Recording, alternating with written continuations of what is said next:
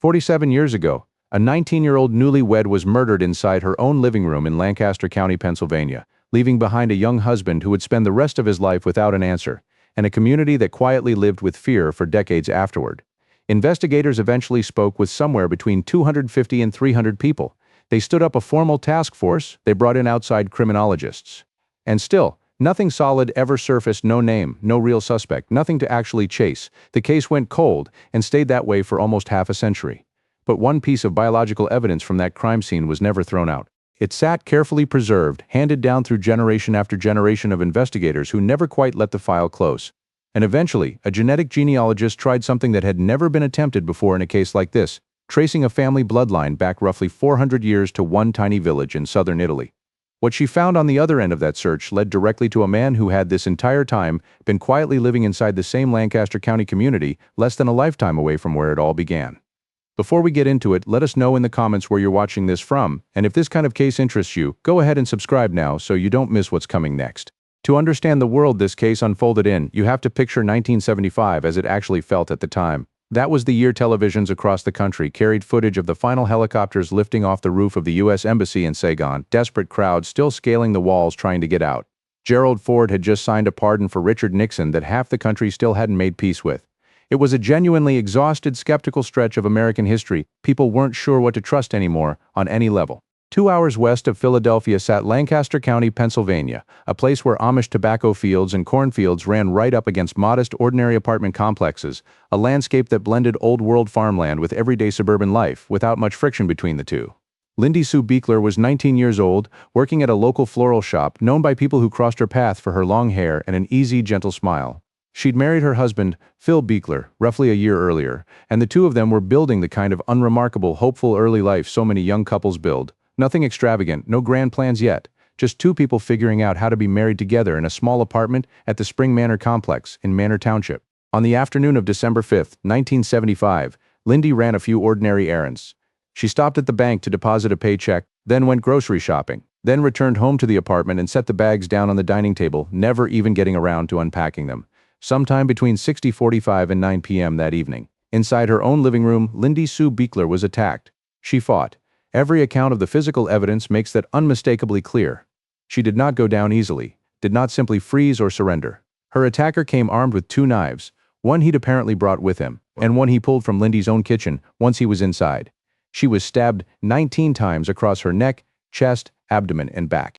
Later that evening, her aunt and uncle stopped by the apartment to trade a couple of recipes, a small, ordinary visit between family. When nobody answered and they let themselves in, they found a scene that would stay with them for the rest of their lives. Lindy was on her back on the living room floor, one of the knives still lodged in her neck, its handle deliberately wrapped in a dish towel, a calculated move meant to keep fingerprints off the weapon. Police were called immediately. What they found at the scene told a story of real violence and clear sexual intent. A man's footprint turned up in the kitchen. The autopsy confirmed the cause of death as massive blood loss and confirmed signs of sexual assault as well. Defensive wounds across Lindy's hands and arms backed up exactly what the crime scene already suggested. This wasn't a fast, one-sided attack. She had genuinely fought back for as long as she physically could. One detail stood out to investigators early on: the narrow window of time in which the attack had to have occurred, sandwiched precisely between when Lindy got home and when Phil was expected back. That timing suggested something unsettling. This likely wasn't some random passerby who happened across an unlocked door.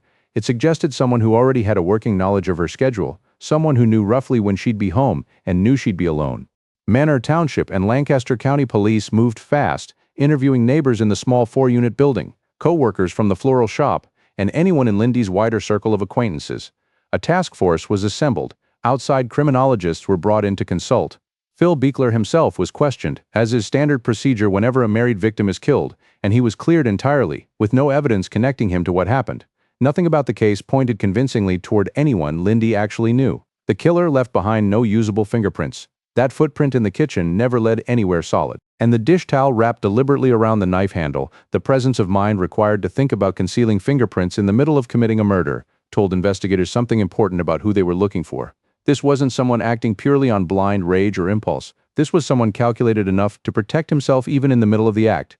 Investigators did manage to recover one genuinely significant piece of evidence: semen found on Lindy's underwear, the only direct biological trace the killer left behind anywhere at the scene. In 1975, There was essentially nothing forensic science could actually do with a sample like that beyond documenting it, carefully packaging it, labeling it, and filing it away for a future that at the time nobody could have described with any real specificity. Investigators understood even then that this was likely the single most important piece of evidence in the entire case. What they couldn't have known was that they'd be waiting nearly 50 years for that evidence to finally mean anything. Over the months and years that followed, Lancaster County investigators worked their way through somewhere between 250 and 300 separate interviews. A genuinely enormous number that reflects just how hard they were pushing, chasing down every acquaintance, every regular floral shop customer, every neighbor in the surrounding Spring Manor units. They pulled in outside agency criminologists. They revisited the physical scene multiple times over the following months. Every lead that surfaced eventually dead-ended, and investigators would simply circle back and start hunting for the next one. None of it produced a name worth focusing real energy on. No community tip ever pointed anywhere productive. Aside from that one biological sample, the killer had left behind essentially nothing traceable. And in 1975, that sample amounted to little more than a carefully labeled item sitting in storage, waiting on technology that hadn't been invented yet. The 1990s eventually arrived, and with them came exactly the kind of scientific leap Lancaster County investigators had effectively been waiting on since December 5, 1975. DNA testing began working its way into mainstream American law enforcement. For the first time in roughly 2 decades, that preserved sample could actually function as an investigative tool rather than simply a piece of stored evidence. Around the year 2000, investigators submitted the profile to CODIS, the FBI's National Criminal DNA Database, a system built entirely from the genetic profiles of people who had previously been arrested or convicted somewhere in the country. Nothing came back, no match. The man responsible had no criminal record anywhere, no reason his DNA would have ever ended up inside that particular database in the first place. In 2019, Lancaster County's newly formed cold case unit, operating out of the district attorney's office, decided to try a completely different angle.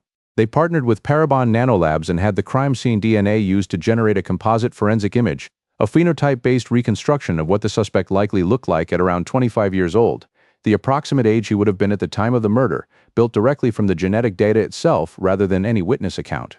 In September of 2019, those images were released publicly alongside a renewed appeal for information from the Lancaster County community. Local news covered it. People saw it, and then functionally nothing happened. No tip came in that led anywhere meaningful. The case stayed exactly as cold as it had been before. The years kept moving forward regardless. Lancaster County kept growing and changing around the edges of an unsolved case nobody outside a small circle of investigators and family members thought about much anymore. New housing developments rose up on what had once been open farmland. Entire new generations came of age never once hearing the name Lindy Sue Biechler, while the Spring Manor apartment complex simply continued standing exactly where it always had. Phil Biechler, meanwhile, had been a 20-year-old man who lost his wife within the first year of their marriage, not to illness, not to some tragic accident, but to something that resisted almost any attempt at ordinary language. He aged, year after year, carrying a single unanswered question that never once let up. The case file technically remained open the entire time, officially recognized as the oldest unsolved homicide in the county's history, a distinction absolutely nobody wanted attached to their community. The preserved DNA samples sat quietly in a lab, passed along from one generation of investigators to the next, each one inheriting the file, working it as far as they could, and eventually setting it back down with the same sense of helplessness the last person had felt before them. 47 years, long enough for a child born the year after Lindy's murder to grow into an adult and have children of their own. 47 years, during which the man responsible simply continued living inside that same Lancaster County community, aging right alongside everyone else, never once drawing suspicion. Then, in April of 2018, the entire country turned its attention toward a stunning arrest out in California. Joseph James D'Angelo, the man known as the Golden State Killer, responsible for at least a dozen murders and dozens more sexual assaults across the 1970s and 80s, was finally taken into custody after more than 40 years on the run, thanks to a brand new investigative method called genetic genealogy. Rather than searching directly for a suspect's own DNA inside criminal databases, this technique instead searched public genealogy platforms for genetic relatives of the unidentified suspect, using those connections to construct family trees broad enough to eventually narrow the search down to one specific individual. Lancaster County's cold case unit followed the California case with real interest, and in 2020 they reached out to C.C. Moore, the lead genetic genealogist at Parabon Nanolabs, who by that point had already helped crack hundreds of cold cases nationwide using this exact approach. Moore reviewed the Biechler file and quickly recognized this case was unlike almost anything she'd worked before. In most genetic genealogy investigations, the closest genetic matches investigators find in public databases are relatively near relatives, second cousins, or people sharing a common ancestor just 2 or 3 generations back. That's usually enough to build a workable family tree and zero in on a specific person within a reasonable time frame. In the Biechler case, though, the strongest matches available anywhere in the public databases were extraordinarily distant, people who shared a common ancestor with the killer stretching back 300 to 400 years, all the way to the 17th or 18th century. The conventional playbook simply didn't apply here. Moore had to essentially invent a new approach on the fly, tracing a family tree not across a handful of decades, but across centuries, a task she'd later describe as the single hardest project of her entire career.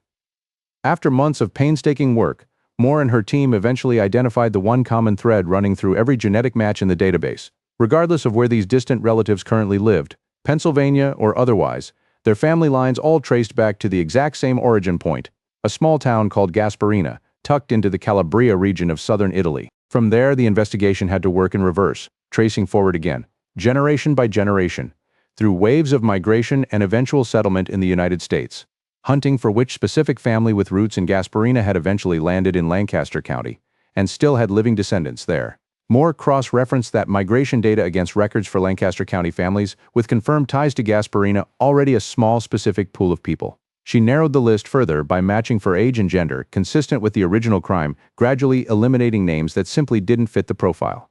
Eventually, the list shrank down to a small handful of candidates, and one of the names remaining on it was David Sinopoli. David Sinopoli, 68 years old at the time, living in East Hempfield Township, Lancaster County, not especially far at all from where Lindy Sue Biechler had been killed decades earlier. A man who had spent the entire 47 years since the murder living inside the same county. No criminal record, no police file of any kind, absolutely nothing in nearly half a century that would have led any investigator or any neighbor to ever connect him to the Spring Manor apartment complex or the 19-year-old woman murdered inside it. Investigators then confirmed one more critical detail. Back in 1975, Sinopoli had actually lived inside that exact same 4-unit building at Spring Manor, the very same building as Lindy and Phil Biechler, just a few doors down from the victim herself. A neighbor whose face Lindy likely recognized, someone she may well have nodded to in passing in the hallway without a second thought, and in 47 years, not one single tip, not one anonymous call, not one investigative thread had ever pointed toward him. When Sinopoli's name surfaced on Moore's final list, Lancaster County investigators deliberately chose not to approach him directly. Doing so risked tipping their hand entirely, giving him time to prepare, and burning the one advantage they finally had: surprise. Instead, they began quiet, patient surveillance, revealing nothing to anyone outside the investigation itself. They needed his actual DNA to confirm what Moore's genealogical work had already suggested, but they didn't yet have enough to secure a court order compelling a sample, and a direct request risked collapsing the entire operation before it could produce anything usable. So they waited, tracking Sinopoli's ordinary daily movements, watching for the moment he'd discard something naturally, the kind of voluntarily abandoned DNA evidence courts have no trouble accepting. That moment arrived on February 11, 2022. David Sinopoli went to Philadelphia International Airport, bought himself a cup of coffee, drank it, and tossed the empty cup in a trash can before boarding his flight. Investigators were already there, watching for exactly that. They recovered the discarded cup and sent it directly to a lab. The results came back unambiguous. The DNA recovered from that coffee cup matched the semen collected from Lindy Sue Biechler's underwear back in 1975, with a match statistic landing somewhere around 1 in 10 trillion. Separately, investigators had also examined bloodstains found on Lindy's pantyhose, and a specialized lab in Pittsburgh confirmed that DNA profile was consistent with the same source as well. There was no meaningful room left for doubt. A single discarded coffee cup at an airport had just ended the 47 years David Sinopoli had presumably assumed he'd carry with him permanently.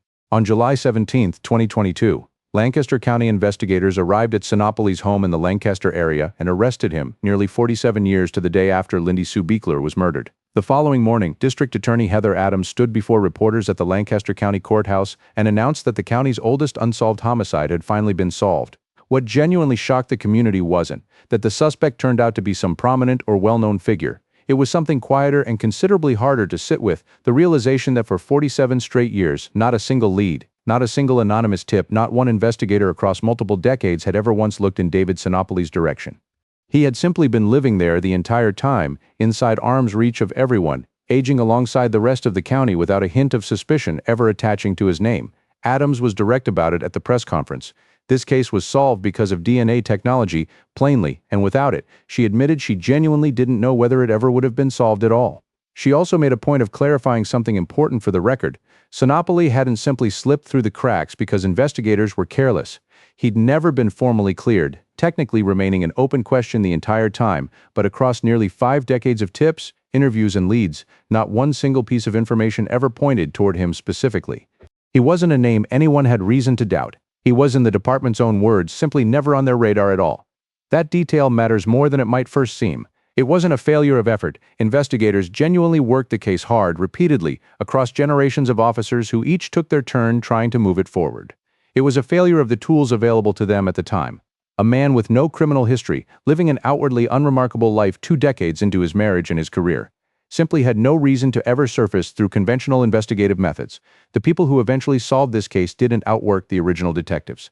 They had access to a kind of forensic science those original detectives couldn't have imagined existing in their lifetimes. Phil Biechler, the man who'd left home on the morning of December 5, 1975 as a young husband, and returned that evening to a life that had been permanently, unrecognizably altered, had spent the following 47 years without an answer to the one question that mattered most. When news of the arrest finally reached him for the first time since that night, the man responsible for his wife's death had an actual face, an actual address, and had finally been caught. After his arrest, Sinopoli sat in custody awaiting trial for well over a year, long enough, evidently, for him to decide against contesting the case in open court. There was no full trial, no jury selection, no extended stretch of witness testimony and cross-examination. On October 19, 2023, 69-year-old David Sinopoli stood before Lancaster County President Judge David Ashworth and pleaded guilty to 3 separate charges: third-degree murder, aggravated assault, and burglary. Inside that courtroom, Assistant District Attorney Christine Wilson made a deliberate choice. She placed a photograph of Lindy Sue Biechler directly beside the defendant's seat, forcing Sinopoli to sit next to the face of the woman he'd killed nearly half a century earlier for the entirety of the proceeding. Wilson turned toward him, pointed at the photo, and told him plainly that cases like this one are never forgotten, that Lindy Sue would never be forgotten, and that while he'd been permitted to go on living his own life uninterrupted for decades, Lindy's had simply been extinguished. She told him to look at her, to look at the life he'd taken back in 1975. Sinopoli glanced briefly at the photograph. Nothing about his expression changed, no visible remorse, no reaction of any kind, not the response most people would expect from someone confronted directly with the face of the person they'd murdered. Judge Ashworth addressed him with equal directness, telling him the level of harm he'd caused was genuinely incomprehensible, and that the depravity behind his actions couldn't be overstated. The judge also made a point of noting, on the record, that Sinopoli had only entered a guilty plea because he'd been caught, not out of any apparent remorse, not out of conscience, not for any reason beyond the fact that the evidence against him had become inescapable. Phil Biechler stood up in that courtroom and addressed Sinopoli directly. He told him he'd taken an enormous part of his life away and caused immeasurable suffering to a great many people, and that while everyone else connected to this case had been forced to carry the terrible consequences of what he'd done, Sinopoli himself had simply gotten to live his own life out in full. When Judge Ashworth offered him the chance to speak, Sinopoli said only one sentence: that he wanted to apologize to everyone, including his own wife. No explanation for what had actually happened that night. No accounting for the 19 stab wounds. Nothing at all about the specific events of December 5, 1975. The single question that Phil Biechler, Lindy's extended family, and everyone else in that courtroom actually wanted answered why was never addressed, and in all likelihood never will be.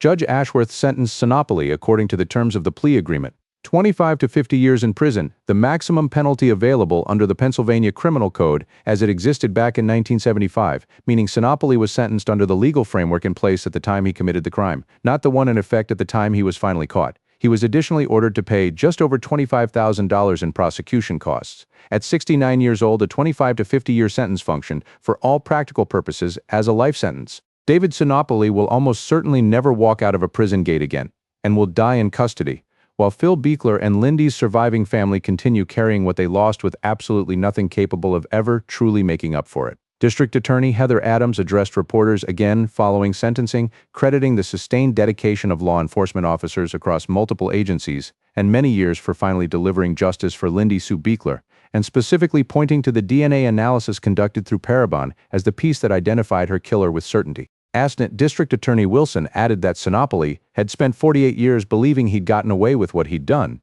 but that the refusal of so many people to ever stop remembering Lindy Sue, combined with genuine advances in DNA technology, had finally caught up with him.